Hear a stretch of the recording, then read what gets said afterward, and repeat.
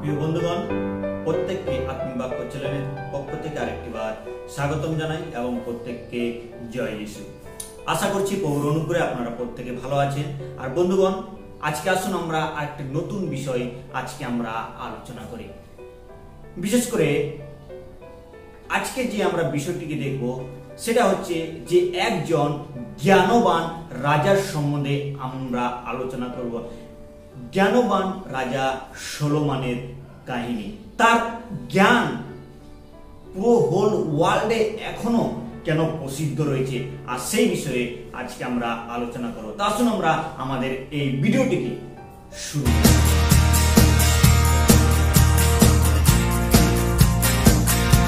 বন্ধুগণ, বিশেষ করে বাইবেলে বর্ণিত যে কাহিনীগুলো আছে, বাইবেলে বর্ণিত বিশেষ করে ঈশ্বর, যদি বিশেষ করে আমরা দেখি ঈশ্বর তিনি ইসরায়েলদেরকে মিশরের বন্দিত্ব থেকে যখন বের করে নিয়ে আসে, আর সেই সময়ে যখন তারা মিশর থেকে বের হয়ে আসে আর তারা যখন বন্দিত্ব থেকে রক্ষা পেয়ে যখন তারা বিভিন্ন জায়গাগুলিতে দেশগুলিতে যাচ্ছিলেন, আর সেই দেশে রাজাদেরকে তারা হারিয়ে, যুদ্ধে হারিয়ে তারা আসছিলেন, কিন্তু ইসরায়েলদের কোনো রাজা ছিল না।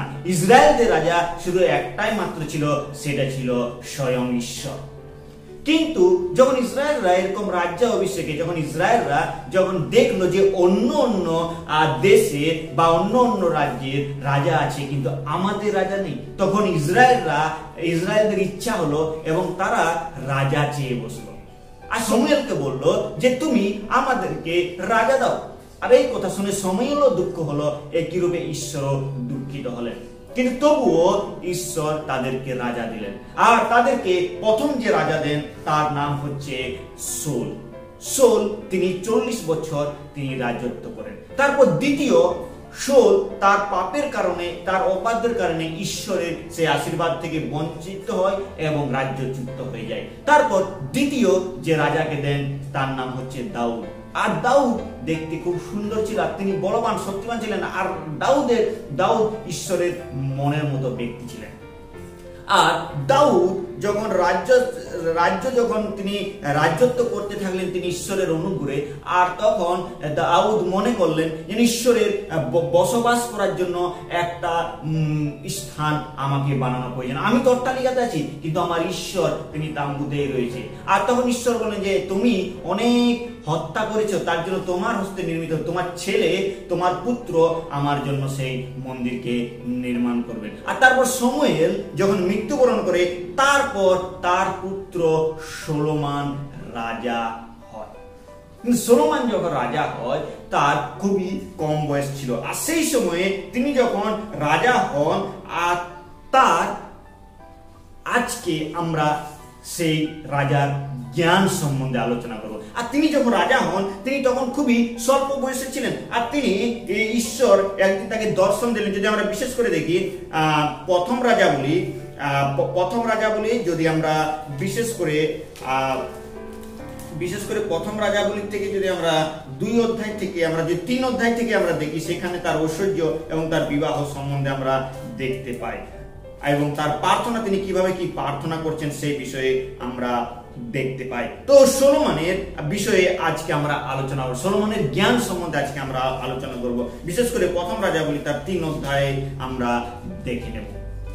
তো সলোমন যখন রাজা হলেন তখন তিনি ঈশ্বরের কাছে প্রার্থনা করলেন, আর ঈশ্বর তাকে দর্শন দিলেন যে বলো তুমি আমার কাছে কি যাচ্ছা করো। যদি বিশেষ করে 3 অধ্যায় 4 পদ এবং 5 পদ দেখি, সেখানে আমরা দেখতে পাই। সে 5 পদে যদি আমরা দেখি, গিবিয়নে সদাপ্রভু রাত্রিকালে স্বপ্নযোগে সলোমনকে দর্শন দিলেন। ঈশ্বর কহিলেন যাচ্ছা করো, আমি তোমাকে কি দেব। স্বয়ং ঈশ্বর সলোমনের কাছে আসছেন, দর্শন দিচ্ছেন এবং বলছেন যে তুমি কি চাও বলো, আমি তোমাকে কি দেবো, কি তুমি চাও। তো সলোমন দেখো কি বললেন।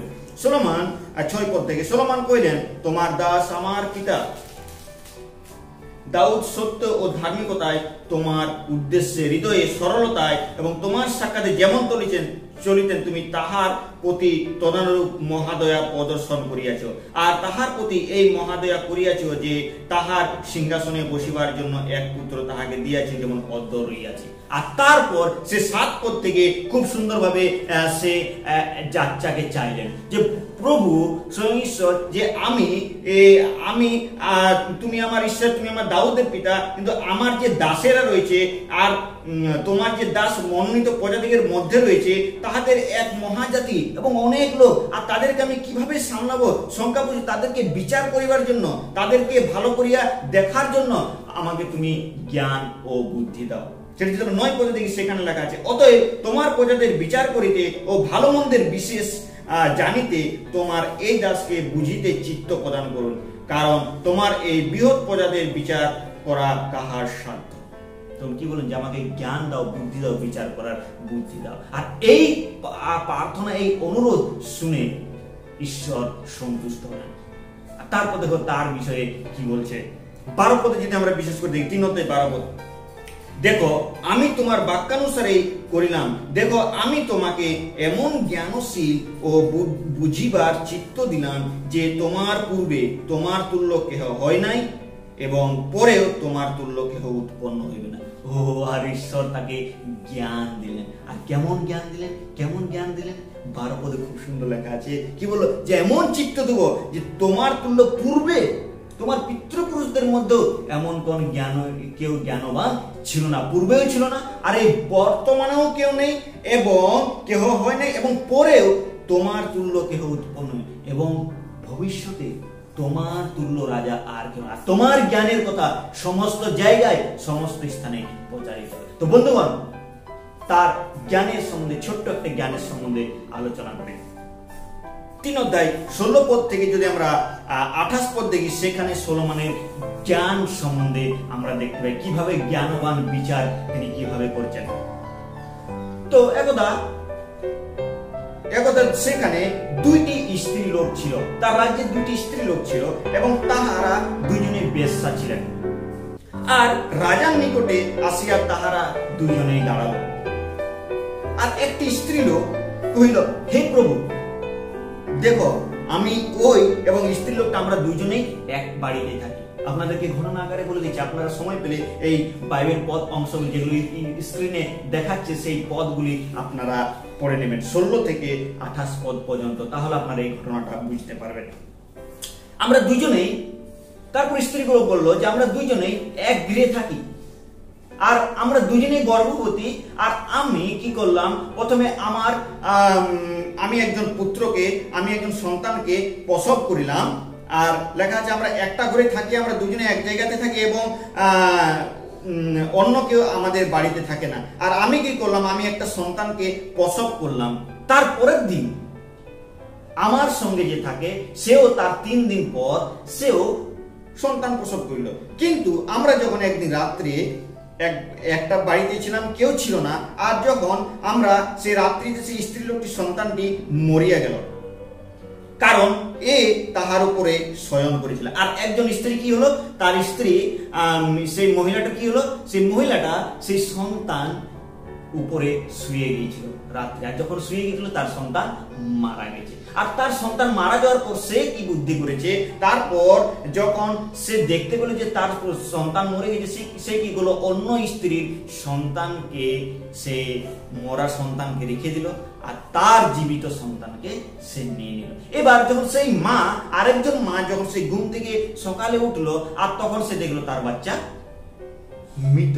সে যখন তাকে দুগ্ধপান করানোর জন্য যাচ্ছে, বিশেষ করে যদি 21 পদে দেখি, সেখানে লেখা আছে, প্রাতকালে আমি আপনার সন্তানটিকে দুধ দিতে উঠিলাম আর দেখো মরা ছেলে, কিন্তু সকালে তাহার প্রতি ভালো করিয়া দৃষ্টিপাত করিলাম আর দেখো সে আমার প্রসূত সন্তান নয়।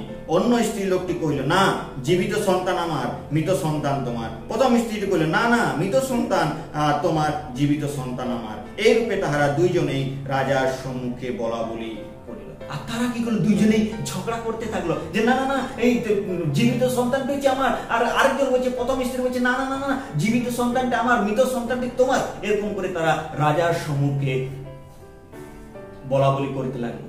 আর রাজা এটার মধ্যে এটা খুবই একটা চিন্তার বিষয়। বন্ধুরা আপনারা কমেন্ট করে জানাবেন যে এই দুইটি স্ত্রীর মধ্যে সন্তানটি কার। প্রথম বিষয় হচ্ছে দেখো এখানে বলা বলি করে, তারপর রাজা দেখো কি করলেন, রাজার জ্ঞানবার রাজা সলোমন কি করলেন। তখন রাজা কহিলেন, একজনকে বলিলেন, এই জীবিত সন্তানটি মৃত সন্তান তোমার। অন্য জন বলিল না।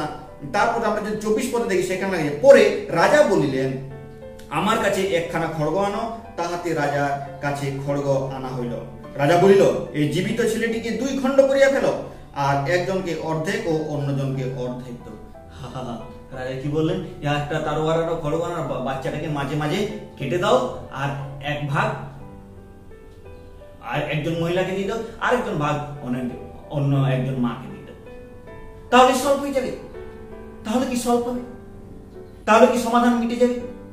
আর রাজা সেটাই বললেন যে তাদেরকে 2 খণ্ড করে তাদের 2 জনকে ভাগ করে দাও। কিন্তু এখানে একটা মজার বিষয় আছে। যদি আমরা যখনই রাজা এই কথাটিকে বললেন, তখনই যে মা, যে সত্যিকারের সেই জীবিত ছেলেটির মা, সে মনে মনে চিন্তা করলেন যে যদি এই সংসারে যদি আমার ছেলেটাকে যদি 2 খণ্ড করে, তাহলে তো আমার ছেলেও মারা যাবে। তখন সে মনে মনে দেখো কি সে চিন্তা করলো যে না, যেন সন্তানটা না মরে, সে যেন জীবিতই থাকে। আর তার 26 পদে লেখা আছে, তখন জীবিত ছেলেটি যাহার সন্তান, সেই স্ত্রী রাজাকে বলিল, ফলে সন্তানের জন্য তাহার অন্তঃকরণ স্নেহ উত্তপ্ত হওয়াতে সে বলিল, হে আমার প্রভু, বিনয় করি জীবিত ছেলেটিকে উহাকে দেও, ছেলেটিকে কোনো মতে বধ করিবে না। তখন কি বলছে যে হে মহারাজ, তোমার কাছে বিনতি করছি, ছেলেটাকে কিন্তু মেরে 2 খণ্ড করবে না। ছেলেটাকে ওই মহিলা যখন মানছে না, তখন তাকে তুমি দিয়ে দাও। তারপর কি করে দেখো, তারপর কি লেখা আছে, কিন্তু অপর জন কহিল, না, সে আমারও না হোক, তোমারও না হোক, 2 খণ্ড করো। কিন্তু আরেকজন স্ত্রী বলছে, যার ছেলেটি নয়, সে কি বলছে যে আমার তো ছেলে নয়, মারা যাক, আমার তাতে কোনো আপত্তি নেই। সে কি বলছে, ছেলেটি যখন তোমার হচ্ছে না, তখন যেন আমারও না হয়, তোমারও না হোক, আমারও না হোক, সেই ছেলেটিকে মধ্যখানে কেটে খণ্ড খণ্ড করে 2 জনকে দিয়ে দাও। আর তখন রাজার এখানে জ্ঞানের কথাটা প্রকাশ পেলেন। 27 পদে, তখন রাজা উত্তর করিয়া কহিলেন, জীবিত ছেলেটি উহাকে দেও, কোনো মতে বধ করি না, ওই উহার মাতা। সেই প্রথম স্ত্রী, সে হচ্ছে মাতা। কেননা যে স্ত্রী বলল যে ছেলেটিকে হত্যা করো না, ছেলেটিকে দিয়ে দাও, কিন্তু অপর স্ত্রী কি বলেছিল যে না, ওকে মেরে ফেলে দাও, ওকে খণ্ড খণ্ড করে দাও, 2 ভাগ করে দাও, কেন এই ছেলেটা তো আমার নয়, সে মারা গেল, আমার কোনো আপত্তি নেই। কিন্তু রাজার এখানে জ্ঞানের কথা থেকে দেখতে পাই। তারপর 28 পদে, রাজার বিচারে এই নিষ্পত্তি করিলে, তাহা শুনিয়া সমস্ত ইসরায়েল রাজা হইতে ভীত হইল, কেননা তাহা দেখিয়া পাইল বিচার করণার্থে তাহার অন্তরে ঈশ্বরদত্ত জ্ঞান আছে। বন্ধুরা, এই জন্যই তাকে জ্ঞানবান রাজা বলা হয়। তার জ্ঞান, ঈশ্বরদত্ত জ্ঞান তার মধ্যে ছিল। আর বন্ধুরা, এই ঘটনাটি আপনারা বাইবেলে বর্ণিত দেখতে পারেন। আর এই ঘটনাটি আপনাদেরকে কেমন লাগলো, আর সেটা বলে আপনারা জানাবেন নিশ্চয়ই। এই ছোট্ট চিন্তাধারা ঈশ্বর আমাদের প্রত্যেককে আশীর্বাদ।